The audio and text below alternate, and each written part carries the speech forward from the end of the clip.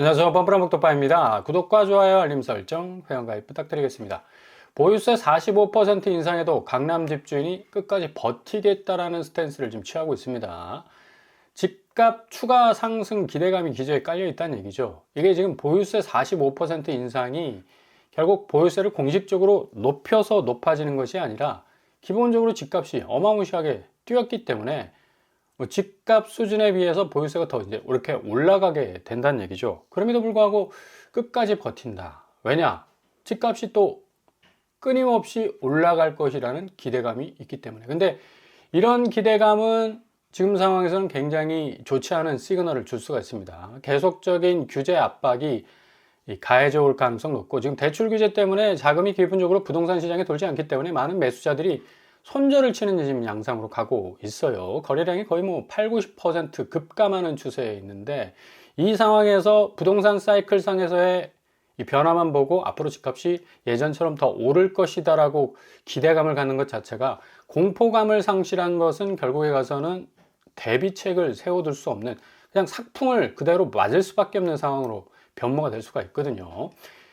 올해 현실화율은 내년하고 동일합니다. 69%. 그럼에도 불구하고 보유세가 45% 이상 오를 것이다. 왜냐? 집값이 어마무시하게 올랐거든. 그러니까 그 정도로 미친 듯이 집값 추이가 뭐 우상향 궤적을 찍고 있었기 때문에 보유세 자체가 그냥 자연스럽게 이렇게 파이가 커질 수밖에 없었던 거고요.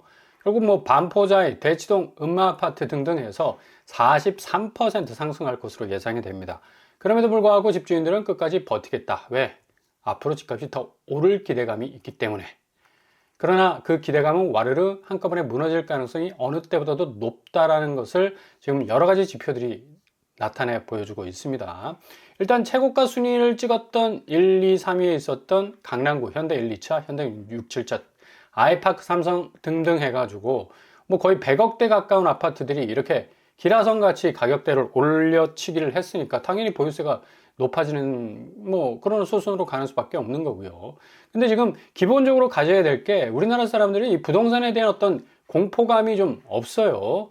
근데 외국 같은 경우는 지금 이 월가에 어제 덮친 AI 거품론 이 불똥 때문에 지금 외국인들이 하이닉스 1조 2천억 팔았고요. 삼성전자 1635억 원어치를 지금 팔아버렸습니다. 그만큼 지금 미국 시장이 굉장히 나스닥과 S&P 500과 다우존스가 훈풍을 맞이하면서 계속적인 성장세를 거듭하고 있음에도 불구하고, 얘네들은 기본적으로 그렇게 잘 나가는 와중에도 뭔가 공포 심리 지수가 더욱더 커진다. 이렇게 가다가는 결국 낭떠러지로 떨어지는 거 아니냐라는 공포 심리가 훅 하고 들어올 수 있는 그런 어떤 상황에 접해 있기 때문에 이제 미국 주식시장 출렁거렸죠. 그 여파에 따라서 오늘까지도 지금 영향을 받고 있습니다. 삼성전자와 하이닉스가 대체로 외국인들이 좀 많이 팔고 나가는 그런 어떤 상황 속에 있는데, 공포심리가 굉장히 중요하죠. 뭔가 시장의 브레이크 역할도 하고 자정 역할을 하기 때문에. 근데 우리나라 부동산 시장은 이게 없어.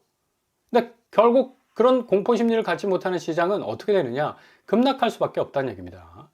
최근 10월 22일, 10월 17일, 22일 방배시티, 고덕그라시움, 신현대 11차 양상을 보시면 이거 뭐 거침없이 하이킥도 아니고 완전히 내리깎이는 그런 어떤 양상을 보여주고 있는데, 50% 이상 빠졌고요. 66% 그리고 12% 정도, 10억대에서 30억대 가깝게 빠지는 모습을 보여주고 있습니다. 이거 굉장히 중요한 선지 지표고, 이걸 딱 보면서 집주인들이 느끼기에 공포감을 좀 뭔가 느끼면서 스스로 이 필터링을 해 나갈 수 있는, 집을 어떻게 정리하느냐, 또 어떤 식으로 탈출구를 만들어내느냐, 이런 생각을 해야 되는데 오히려 더 오른다는 얘기입니다. 보유세가 40% 증가해도 뭐 그냥 배째라고 그래, 집값 더 오를 거니까, 이런 식의 어떤 생각을 가지게 되니까 상당한 리스크가 될 수밖에 없다는 얘기고요.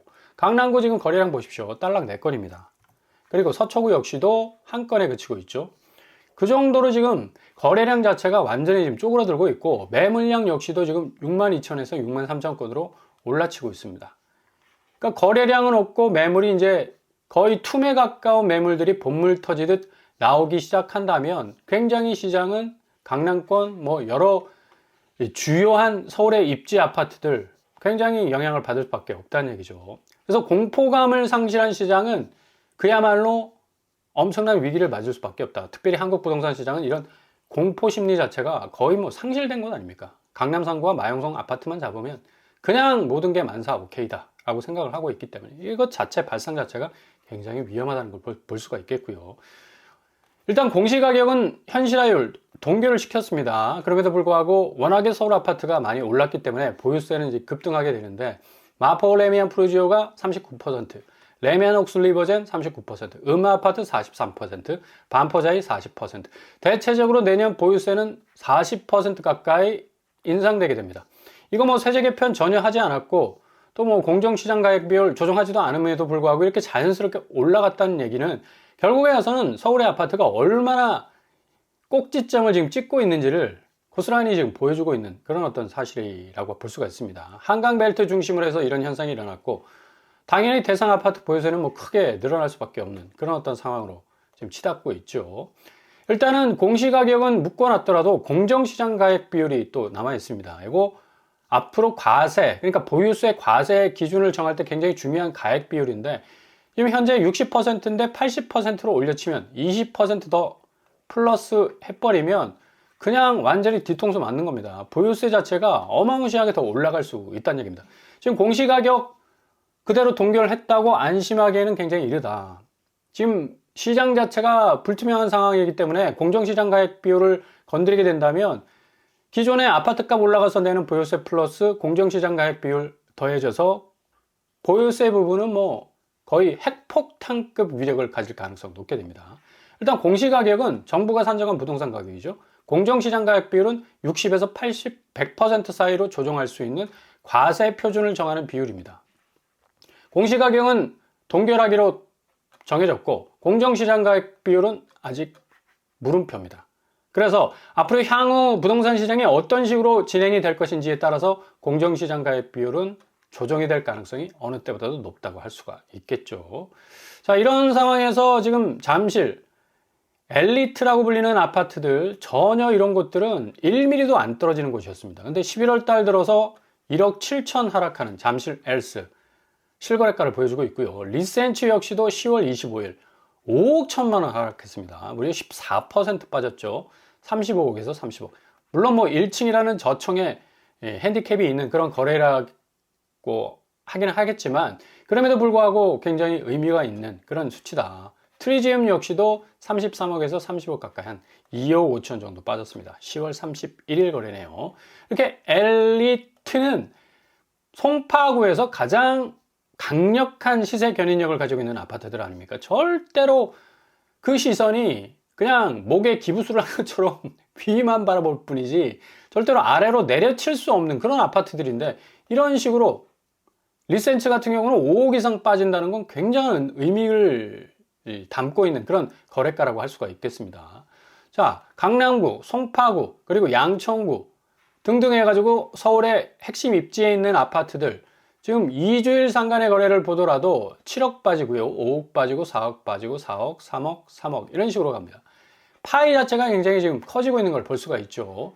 강남의 요지에 있는 아파트들 확실히 가격 조정기에 들어와 있다라고 볼 수가 있겠고 지금 인천은 뭐 말할 것도 없죠. 반토막 이상이 지금 절단이 나고 있는 상황인데 송도를 중심으로 해서 대부분 5억 가까이 지금 빠지고 있습니다. 그러니까 당연히 아파트 값이 반토막이 날 수밖에 없는 상황에 처한 거고 경기권 역시도 지금 입지가 그래도 괜찮고 아파트 값이 10억 이상 되는 그런 아파트들 대부분 6억, 4억 9천, 4억 8천, 4억 7천 5억에서 6억 정도로 지금 빠져나가고 있어요. 그래서 송파구 중심으로 해가지고 보유세를 때리더라도 우리는 그 보유세 맞고 절대로 굽히지 않겠다라는 이 집주인들의 판단이 굉장한 리스크를 초래할 수 있는 판단이 될 수도 있겠다. 결국에 가서는 이 아파트 조정기는 거의 급격하게 찾아올 가능성이 높고 또 이 하락 궤적은 굉장히 중장기적으로 갈 가능성이 어느 때보다도 높은 그런 지표를 계속적으로 보여주고 있습니다.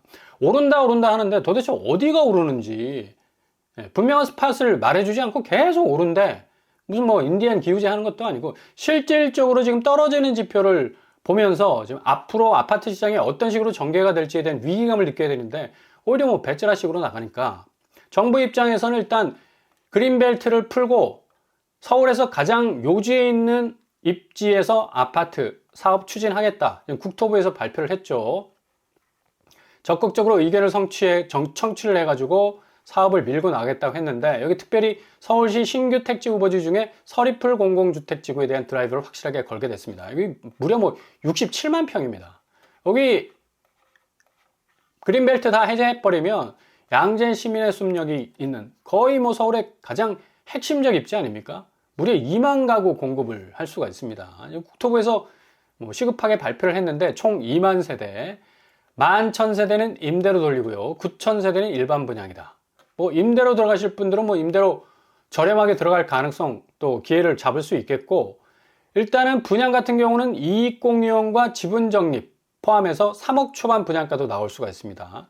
이익공유형 같은 경우는 초반에 이 분양가 그리고 지분적립도 마찬가지로 굉장히 부담을 덜 수 있기 때문에 서초구 같은 서리풀지구에서 3억대 아파트로 들어갈 수, 주변이 뭐 20억, 30억 하는 아파트들 뭐 즐비하지 않습니까? 심지어 뭐 40억 하는 아파트도 있는데, 비해서 3억 초반에 들어갈 수 있다는 건 정말 주거를 위한 목적으로 들어간다면 처음 진입 비용 자체의 허들을 많이 낮출 수 있다라고 말씀을 드릴 수가 있어요. 그래서 무조건 지금 상황에서는 주식이건 부동산이건 저점에서 잡는 게 장땡입니다. 저점의 싸움이에요. 그러니까 부동산은 거꾸로 됐죠. 누가 고점을 끝까지 버팅기게 해서 잡느냐의 싸움이 있는데, 이제 대출을 딱 끊겨 버렸잖아. 커팅돼 버렸잖아. 자금이 이제 들어올 수가 없어요. 그러니까 더 이상 올라갈 수 있는 여력이 없는 거라. 그만큼 현금을 싸들고 이 고점의 집을 잡기 위한 이 현금 부자들, 글쎄요, 지금 부동산 상황이 그렇게 썩 좋지 않기 때문에 아무리 현금이 많아도 이런 무모한 어떤 싸움은 안 한다는 얘기죠. 결국에 가서는 아파트 값이 확실한 조정장을 겪을 수밖에 없는 그런 상황이다. 코스피 어제 그냥 완전히 사이드카 발동하고 난리가 났었죠. 외국인들 빠져나가는 속도가 빛의 속도로 빠져나갔기 때문에 차익 실현을 위해서 지금 뭐 엄청나게 움직이고 있는데, 확실히 외국인이 빠지면 코스피는 흔들릴 수밖에 없다는 사실을 좀 영락없이 보여주고 있는 겁니다. 좀 계속해서 내려치는 게 위기감을 느끼는 것뿐만 아니라 요거는 기회가 될 수 있다. 저점의 싸움이라고 늘 말씀드렸잖아요. 이 저점의 싸움에서 누가 가장 낮은 가격을 잡느냐에 따라서 앞으로 이제 올라칠 또 궤적으로 갈 거 뻔한 거 아닙니까? 그러니까 그 상황을 좀 잘 들여다 보셔야 되겠고요. 일단 외국인들이 많이 빠지고 있다. 그래서 무리하게 뭐 B2 해가지고 들어가시면 안 됩니다. 오히려 그냥 뒤통수 맞을 가능성도 높기 때문에 차근차근 잘근잘근 씹어가면서 저점 포인트를 노리시면서 단계적으로 밟아 올라가시는 것도 굉장히 중요한 포인트다. 부동산 시장은 똑같아요. 지금 앞으로 뭐 오를 일만 남았다고 하는 그런 설레발들을 좀 걸러내시고 어느 정도 떨어지느냐의 이 저점 싸움입니다. 마용성 아파트들도 충분히 10억 이하로 깨질 가능성 높기 때문에 그때까지 한번 바라보시면 충분한 기회 누리실 수 있겠고요. 외국인 연일 뭐 2조 매도를 하지만 반대로 동학개미들은 이걸 다 받아내고 있습니다. 왜? 저점 싸움에 국면에 진입했다는 걸 알기 때문에 이걸 다 받아내고 있어요. 외국인이 빠지면 코스피가 흔들리는 대신 이 흔들리는 시장을 그대로 끝까지 부여잡고 있었던 세력들이 이제 동학개미들이다. 누가 저점의 싸움을 확실하게 견고하게 해 나가느냐의 어떤 이 타이밍 싸움이라고 할 수가 있겠죠. 뉴욕 증시가 엊그저께 뭐 AI 거품 때문에 시장 자체가 뽀개지는 거 아니냐라는 엄청난 위기감을 느꼈는데 뭐 하루 사이에 반등하지 않습니까? 나스닥이 0.7% 올라쳤어요. 다우와 나스닥과 S&P 500이 다시 오름세로 가고 있고, 지금 우리나라 시장 같은 경우는 삼성전자와 SK하이닉스가 어제 10만 전자가 깨졌고 60만 하이닉스가 깨졌지만 다시 올라칠 가능성은 어느 때보다도 높다.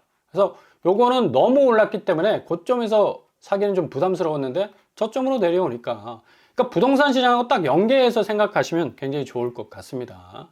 니케이 시장이 오늘 1.3% 지금 올라치고 있기 때문에 코스피 시장이 조금 내려가는 어떤 추이더라도 니케이와 함께 동조하는 또 이 특징이 높아서 오후장도 한번 더 지켜봐야 될 것 같고요. 오늘 니온게이자 신문도 어제의 부진, 어제 한 2% 정도 빠졌었거든요. 5만이 깨졌었습니다. 근데 니케이 평균 이 주가가 다시 반발하기 시작했다, 반등하기 시작했다. 일시적으로 1000엔 정도를 초과하는 51,200을 지금 찍고 있습니다. 그래서 니케이의 이런 어떤 반등 수치는 결국 이제 코스피에 영향을 줄 가능성도 높고, 지금 아시아 시장이 대체로 다 좋습니다. 그렇게 폭락 양상은 아니고 뭐 어느 정도 우상향 쪽으로 가는 그런 어떤 상황으로 가고 있다고 말씀을 드릴 수가 있겠고, 코스피 시장이 지금 계속적으로 좀 약화될 수밖에 없는 게 지금 환율이 1443원입니다. 코스피는 올랐는데 환율은 더 올라. 이래 버리면 외국인들이 투자 매력이 없어지죠. 다 달러 뭐 찾아서 쫓아갈 수밖에 없어서 뭐 코스피를 뺄 수밖에 없는 상황으로 가고 있는데, 이것도 지금 환율 변동성도 지금 굉장히 문제다. 앞으로 이 환율은 전체적인 물가를 들어올릴 가능성 높고, 금리 부분도 압박할 가능성 높고, 집값은 이전의 사이클상의 이 스토리처럼 같이 올라갈 가능성은 없어졌다. 왜? 부동산 시장 내에 전체적인 자금 압박, 규제, 3종 규제가 지금 뭐 그물망이 촘촘하게 쳐져 있고 있지 않습니까? 그리고 너무 올랐어, 그동안. 그래서 오름도에 대한 어떤 상승도에 대한 피로도가 너무 누적되어 있기 때문에 이건 떨어질 수밖에 없는 장이다. 결국 환율이 불안정하면 집값은 상당히 많은 영향을 받게 될 거고요. 지금 미국도 정치적으로 굉장히 좀 혼란한 그런 어떤 와중에 있으며, 트럼프가 뭐 강력하게 관세 정책으로 밀고 나갔는데, 이제 민주당이 뭔가 반격을 시도하는 그런 느낌도 들고요. 트럼프의 두 번째 임기 가장 중요한 선거에서 그냥 싹쓸이를 해버렸습니다. 버지니아, 뉴저지, 뉴욕시티에서 다 민주당 기반한 후보들이 당선이 돼버렸어요. 그러니까 이제 트럼프의 상당한 견제구가 될 수밖에 없고, 앞으로 관세 정책은 뭐 계속적으로 드라이브를 걸리겠지만, 이렇게 지방자치, 그러니까 미국은 한 주가 한 국가 아닙니까? 거의 그 정도로 막강한 어떤 파워가 있는데, 트럼프의 정책, 관세 정책이 과연 어떤 식으로 또 진행이 될 것인지 또 하나의 또 변동사항이 될 수 있을 것 같고요. 이번 달부터 진행되는 미국 대법원 트럼프 관세 변론 개시가 됐는데, 이거 만약에 최종 판결이 땅땅땅 이거 관세 불법이다, 거의 뭐 합리성이 없다라고 판결이 나버리면, 기존의 관세 부분도 상당한 어떤 요동을 칠 가능성이 높다. 그래서 앞으로 미장도 상당히 영향을 좀 많이 받을 가능성 높습니다. 어제 제가 말씀드린 아이온큐, 어제 실적 발표했죠. 굉장히 좀 좋게 나와가지고 이렇게 올라쳤습니다. 어제 제가 말씀드릴 때는 한 52달러 정도였는데 57달러까지 애프터마켓에서 올라갔고요. 제가 그냥 뭐 슬쩍 소개시켜드리는 거는 좀 잘 유심히 들여다 보실 수 있길 바랍니다. 리게티도 역시 거의 꼬로박았었는데 이틀 전에 다시 올라치는 어떤 양상으로 가고 있죠. 아이온큐는 222% 증가했습니다. 우리나라 같은 경우는 뭐 이게 실적이 이렇게 나오면 거의 뭐 100달러까지 가지 않을까? 그런데 미국은 굉장히 공포 심리가 강해. 주식시장에서. 이게 좋은 거죠. 뭔가 좀 정상적 궤적으로 가야 한다라는 브레이크를 확실하게 밟기 때문에 우리나라 부동산처럼 이렇게 천정부지로 가격이 올라치지 못한다는 얘기예요. 그럼에도 불구하고 이런 틈새가 있다는 얘기. 그죠? 오늘 디에이브 퀀텀이 11월 6일, 그러니까 미국 시간이죠. 개장 전에 또 여기도 양자주인데 실적 발표를 하게 됩니다. 디에이브 퀀텀도 어젯밤에 좀 많이 올랐었어요. 그래서 결론은 무조건 부동산이나 주식은 저점에서 잡아라. 부동산과 주식은 뺏겨 놓고 가는 포인트를 좀 잘 들여다보는 것이 중요하죠. 부동산이 오른다 하는 이 모든 말들은 좀 잘 걸러들으시고, 객관적이고 냉정하게 지표를 잘 바라보시고, 어느 지점까지 떨어질지 캐치하는 게 중요하잖아요. 풀악셀 밟고 달리는 거 올라타면 그냥 그 속도에 녹아버리잖아. 고점은 무조건 무주택자에게는 주식이나 부동산 모두 자기 자산을 녹여버리는 용광로가 될 수 있는 리스크가 아주 큽니다. 그래서 절대로 상점에 있는 집값이나 상점에 있는 주식 종목들은 건드리지 마시라.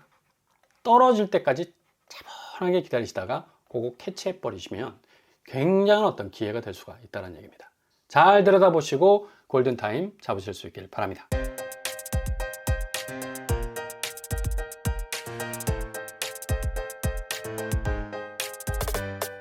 부동산 캐리커처, 어제 코스피 사이드카 발동되면서 외국인들이 뭐 무진장은 2조까지 빠져나가는 그런 어떤 이 혼란한 장을 겪었었는데, 오늘도 그 여파가 조금씩 지속이 되는 것 같습니다. 근데 뭐 중장기적으로 볼 때 코스피는 4,000p, 5,000p로 갈 가능성이 굉장히 높다. 그만큼 좀 경쟁력이 있는 시장이 될 가능성이 높은데, 불안한 점은 지금 환율 변동성. 환율이 주식 시장이 올라가면 환율이 떨어져야 되는데 환율이 같이 올라가.